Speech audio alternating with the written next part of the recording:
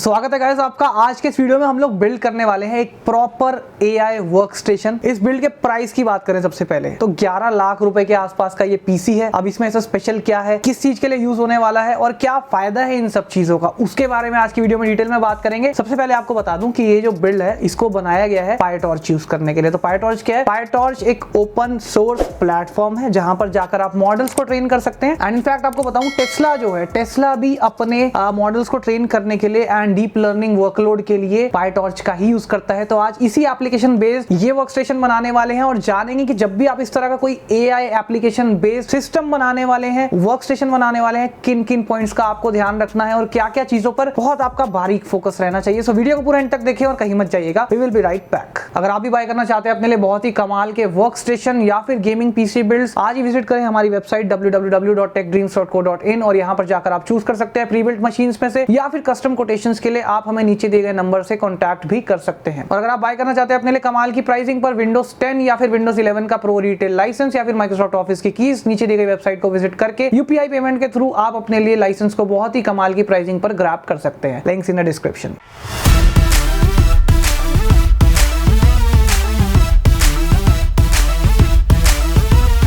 सबसे पहले स्टार्ट करेंगे दोस्तों प्रोसेसर से, जो कि इस वर्कस्टेशन में यूज होने वाला है। तो ये आप देख सकते हैं, this is an amazing processor. ये है AMD की तरफ से आने वाला उनका Ryzen Threadripper 3960X। अब यार जो ये वाला प्रोसेसर है ये 3rd gen Threadripper प्रोसेसर है AMD की तरफ से। 24 कोर्स एंड 48 थ्रेड्स के साथ में आता है। 20 लेवल CPU है। अब आप में से कुछ लोगों के मन में एक ख्याल आएगा कि यार क्या हम Intel Extreme प्लेटफॉर्म जो है उस पर भी ऐसा कोई AI मशीन बना सकते हैं? तो मेरा यहाँ पर साफ सीधा आंसर रहेगा नहीं, क्योंकि देखिए ऐसा है कि जो ये प्रोसेसर है, पहली बात तो इसका कोर थ्रेड काउंट ज्यादा है जो कि अच्छे मल्टीकोर परफॉर्मेंस में end of the day result करेगा। प्लस यहां पर आपको एक्स्ट्रा PCI Gen 4 लेन्स मिलते हैं। जब भी आप ऐसे एक AI बेस्ड वर्कस्टेशन को बनाने वाले हैं तो बहुत ज्यादा जरूरी है कि आपके जितने भी कार्ड्स लग रहे हैं वो सभी X16 Gen 4 पोर्ट्स में ही लगे, ताकि किसी तरह का बैंडविड्थ लॉस ना आए। और इस प्रोसेसर में appropriate amount of PCI lens आपको मिल जाते हैं उन ग्राफिक्स कार्ड को सपोर्ट करने के लिए। इसी वजह से हम इसी प्रोसेसर का यूज करेंगे। अब थ्रेडरिपर्स के साथ में आपको कोई भी स्टॉक कूलर नहीं दिया जाता because of some obvious reasons. बहुत ही ज्यादा हाई TDP CPU है, 280 वॉट इसकी TDP है एंड इतनी ज्यादा हीट जो प्रोड्यूस होती है उसको कूल करने के लिए आपको कूलर भी जो है, कूलिंग सोल्यूशन जो है उस लेवल का चाहिए। तो यहाँ पर हम लोग यूज करने वाले हैं फ्रैक्टल डिजाइन की तरफ से आने वाला उनका Celsius Plus S36 dynamic AIO liquid cooler. 360 mm का AIO लिक्विड कूलर है and this will make sure कि आपका CPU जो है वो 100% लोड पर स्टेबल रन करे। बहुत ही मिनिमल सा लुक है इस AIO लिक्विड कूलर का, बहुत ज्यादा ओवर पावर नहीं लगता। और जो लोग वर्कस्टेशंस बनाते हैं वो चाहते भी ऐसा है कि उनका जो बिल्ड है वो काफी स्लीक लगे, मिनिमलिस्टिक सा लगे। उनको ये RGB का टशन वगैरह नहीं चाहिए होता अपने बिल्ड्स में, तो उसी चीज को पॉइंट को ये इंश्योर करेगा। प्लस यहाँ पर मैंने पुश पुल कॉन्फ़िगरेशन का यूज किया इस AIO के साथ में, मतलब कि यहाँ पर मैंने 6 हाई स्टैटिक प्रेशर फैंस का यूज किया है जिनको मैंने पुश पुल कॉन्फ़िगरेशन में लगाया है ताकि जो टेम्परेचर्स हैं अंडर कंट्रोल रहें। और साथ ही में यहाँ पर थर्मल कंपाउंड भी अच्छा यूज किया है, क्योंकि ऑब्वियसली थ्रेडरिपर है तो नॉर्मल थर्मल कंपाउंड्स मैं यूज करना रेकमेंड नहीं करता। उसी को ध्यान में रखते हुए यहाँ पर एक high grade high conductive thermal paste का यूज किया। तो यहाँ पर हम लोगों ने थर्मल ग्रिजली की तरफ से आने वाला उनका क्रायोनॉट थर्मल कंपाउंड, ये वाला जो मैं आपको दिखा देता हूँ। सो इस थर्मल कंपाउंड का हम लोगों ने यूज किया है। ऑब्वियसली पूरा सिरिंज लगा है क्योंकि बड़ा प्रोसेसर होता है, डाई बड़ी है। अब इन दोनों चीजों को लगाने के बाद में अगर कूलिंग परफॉर्मेंस की बात करें तो हम लोगों ने 8 घंटों तक इस प्रोसेसर को स्ट्रेस टेस्ट किया, पूरे सिस्टम को स्ट्रेस टेस्ट किया with the closed panel and 28 degree Celsius ambient temperature. ये प्रोसेसर जो था ऑलमोस्ट 268 वॉट्स जो थे वो ड्रॉ कर रहा था। टेम्परेचर्स की बात करें तो यहाँ पर हमारे टेम्परेचर जो थे वो 85 डिग्री सेल्सियस से भी नीचे थे 100% लोड पर 8 घंटे चलने के बाद में, जो कि एक थ्रेडरिपर के हिसाब से these are very decent numbers. अच्छा, आप अगले कंपोनेंट की तरफ आ जाते हैं, अगले कोर कंपोनेंट की तरफ, which is the motherboard.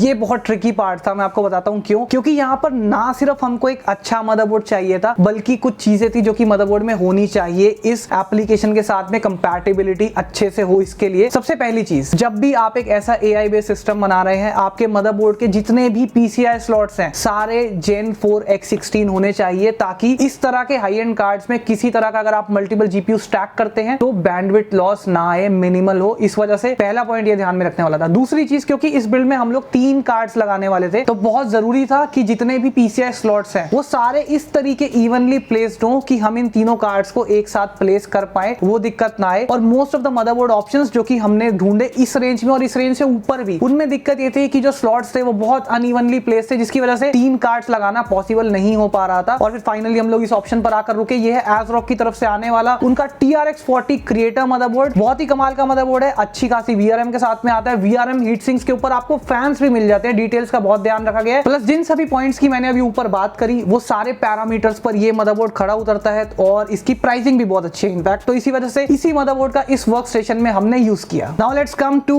The memory part. RAM जो है आपके सिस्टम की जो मेमोरी है that plays a very crucial role. जब भी आप एक AI टारगेटेड मशीन बना रहे हैं बहुत जरूरी है आपकी मेमोरी। यहाँ पर हम लोगों ने 128 GB रैम का टोटल यूज किया है। Corsair vengeance LPX memory modules use किए हैं, 32 GB के 4 मॉड्यूल्स, यानी कि टोटल 128 GB रैम हम लोगों ने सिस्टम में यूज किया। 3200 मेगाहर्ट्ज के साथ क्लॉक्ड आने वाली और क्वाड चैनल कॉन्फ़िगरेशन में हम इन मेमोरी मॉड्यूल्स को जो है इस सिस्टम में यूज कर रहे हैं। Now talking about the graphics cards, तो यहाँ पर आप 2 डब्बे देख सकते हैं। स्पेस लिमिटेशंस की वजह से मुझे एक पीछे रखना पड़ा, तो ये टोटल 3 ग्राफिक्स कार्ड इस मशीन में यूज किए गए हैं। तीनों ही जो कार्ड्स हैं गीगाबाइट की तरफ से आने वाले GeForce RTX 3090 ग्राफिक्स कार्ड्स हैं। ये तीनों टर्बो एडिशंस हैं, मतलब कि और डिटेल में बताऊं तो ये ब्लोअर स्टाइल कार्ड्स हैं। These are not the normal fan वाले कार्ड्स जो आप देखते हैं, ड्यूअल फैन, ट्रिपल फैन। 3090 में से ट्रिपल फैन ही आते हैं सारे, तो ये वो ट्रिपल फैन कार्ड्स नहीं है, ये ब्लोअर डिजाइन वाले कार्ड्स हैं। अब इनको लगाने की वजह क्या है? इनको लगाने की वजह ये है यार कि देखो, अगर आप नॉर्मल 3090 ग्राफिक्स कार्ड जो आते हैं किसी भी ब्रांड के आते हैं, गीगाबाइट, जोटैक, ट्रिपल फैन कार्ड्स आते हैं, उनकी जो थिकनेस है वो बहुत ज्यादा है। वो ट्रिपल स्लॉट जो है ऑलमोस्ट आपका ले लेते हैं, 2.7 स्लॉट्स जो है कवर कर लेते हैं। तो यहाँ पर ये वाले जो पर्टिकुलर कार्ड्स है ना, ये 2 स्लॉट कवर करते हैं, ड्यूअल स्लॉट ग्राफिक्स कार्ड्स हैं, और साथ ही साथ में काफी कॉम्पैक्ट है, बहुत ज्यादा स्पेस नहीं घेरते। एंड जब आप स्टैक कर रहे हैं स्पेशली ग्राफिक्स कार्ड्स को साथ में, तो इसी डिजाइन को प्रेफर किया जाता है, क्योंकि ब्लोअर का काम होता है जो भी अंदर की हीट है उसको पीछे से बाहर की तरफ डिसिपेट करना, ना कि फ्रंट पे से जो आपके फैंस है वो एयर को पहले हीट सिंक पर ब्लो कर रहे हैं फिर निकल रही है। इसका सिस्टम थोड़ा अलग होता है। ब्लोअर जो है वो रोटेट करता है एंड ब्लोअर से जो भी आपकी हॉट एयर है, हीट है कार्ड की, वो साइड से पीछे की तरफ से जो है यहाँ से बाहर निकल आती है। तो स्टैकिंग में इन्हीं कार्ड्स का यूज किया जाता है। सो यही 3 3090 टर्बो एडिशंस हम लोग यूज कर रहे हैं, जैसे कि मैंने बताया स्पेस लिमिटेशंस की वजह से। प्लस यहाँ पर इनको टेस्ट करने के लिए कि टेम्परेचर्स जो है वो अंडर कंट्रोल है या नहीं, इनको भी प्रोसेसर के साथ में जो था स्ट्रेस टेस्ट किया गया पूरे 8 घंटे तक। एंड मैक्सिमम टेम्परेचर्स जो कि तीनों कार्ड्स पे ऑन एन एवरेज आए 78 से लेकर 80 degree Celsius was the maximum temperature जो 8 घंटे 100% कंप्लीट लोड के ऊपर जीपीयू बर्न टेस्ट में जो था वो रहा, which is a decent temperature 3090 जैसे हॉट रनिंग कार्ड के लिए। अब बात आ जाती है स्टोरेज की। तो स्टोरेज यहाँ पर हमने दोनों तरह की यूज की है, NVMe SSD भी यूज की है, हार्ड ड्राइव्स भी यूज की है। NVMe SSD की बात करें तो यहाँ पर हमने Aorus की तरफ से आने वाली उनकी Gen 4 7000S NVMe SSD का यूज किया है। ये SSD आती है blazing fast read and right speeds के साथ में, प्लस Gen 4 NVMe है तो ऑब्वियसली Gen 3 के मुकाबले काफी बेटर स्पीड्स जो आपको मिल जाती हैं। प्लस इस NVMe SSD में आपको गीगाबाइट की तरफ से एक अच्छे खासे साइज का हीट सिंक भी मिल रहा है, जो कि हीट डिसिपेशन में भी हेल्प करेगा एंड इंश्योर करेगा कि आपकी ये Gen 4 NVMe जो है हॉट रन ना करे और उसकी वजह से खुद को थ्रॉटल ना करे परफॉर्मेंस के टर्म्स में। तो इस NVMe पर इनका ऑपरेटिंग सिस्टम जो सॉफ्टवेयर यूज करने हैं वो सारी चीजें रहेंगी। प्लस यहाँ पर बैकअप स्टोरेज के लिए, सेकेंडरी स्टोरेज के लिए हम लोगों ने 2 हार्ड ड्राइव्स का यूज किया है। इस मशीन में 4 टेराबाइट की 2 हार्ड ड्राइव्स है, यानी कि total 8 terabyte of hard drive storage है। WD Blue mechanical hard drive यहाँ पर हमने यूज किया, जैसा कि मैंने बताया 4 टेराबाइट के 2 हमने जो है यूनिट्स यूज करे हैं। टोटल 1 TB आपको इसमें NVMe स्टोरेज मिल रही है जो कि Gen 4 NVMe है, प्लस बैकअप स्टोरेज के लिए 8 terabytes of mechanical hard drive आपको जो है वो मिल रही है। अब बात आ जाती है दोस्तों PSU की। बहुत ही क्रूशियल फैक्टर है, इसको बिल्कुल इग्नोर नहीं किया जा सकता, क्योंकि ये जो मशीन्स है जब इनमें रेंडर्स चलते हैं तो बहुत लंबे टाइम तक चलते हैं, बहुत घंटों तक चलते हैं, और उस टाइम पर इस मशीन के जितने भी कंपोनेंट्स है, खासकर ये तीनों ग्राफिक्स कार्ड्स, ये तीनों मैक्स लोड पर रन करेंगे और सिस्टम का जो पावर रिक्वायरमेंट है बहुत ज्यादा बढ़ जाएगा। आप लोग बहुत अच्छे से जानते हैं कि अगर एक सिंगल 3090 ही लगाते हैं तो भी पावर रिक्वायरमेंट कितना रहता है सिस्टम का। तो यहाँ पर तो 3 3090s along with thread ripper है, तो जो पावर रिक्वायरमेंट था वो इतना था कि अगर हम एक 1600 वॉट के आसपास का PSU भी चूज कर लेते, जो कि एक अपना